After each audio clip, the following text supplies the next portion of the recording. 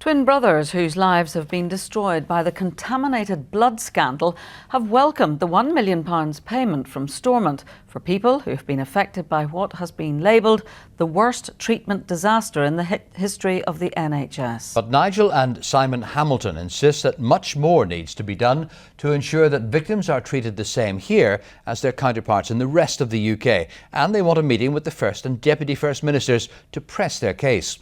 Our correspondent Jane Loughrey reports. Reprehensible and shameful is how Simon and Nigel Hamilton describe the fact anyone living with the consequences of contaminated blood treatment here receive much less financial support than the rest of the UK. The twin brothers, who are haemophiliac, both contracted hepatitis C from infected blood products. It's had a devastating impact. It's irreconcilably changed the direction of my life. It took away my job, which was also a very healthy career. It took away my family. My wife just wasn't able to cope with it. Worry, concern, fear, doubt, distress, all the emotions that you would have if you're and worries about the future. Stormont has reallocated £1 million to people here affected by the polluted blood scandal. That means each victim could receive between £4,000 and £8,000. This has been welcomed by the brothers, but they believe there's still a long way to go to close the payment gap between here and England. How do you put a price on justice? There's another issue. It's not merely the money, it is the principle. We have human rights like other victims throughout the UK.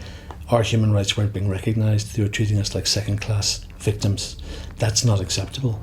The twins gave evidence to the UK-wide infected blood public inquiry last year, which is vowed to find out how so many thousands of people were infected with HIV and hepatitis C in the 1970s and 80s. That probe is still underway. The Health Minister, Robin Swan, says he hopes the interim payments will go some way to alleviate the victims' hurt and financial hardship.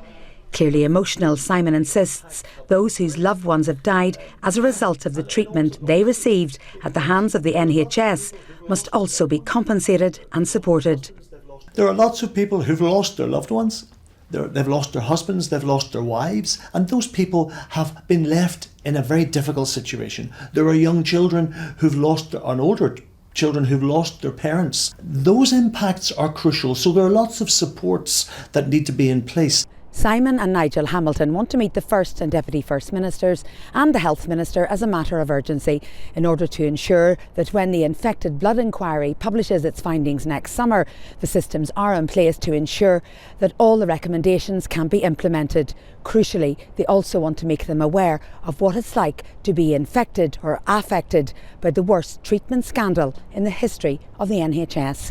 Jane Loughrey, UTV Live, Stormont.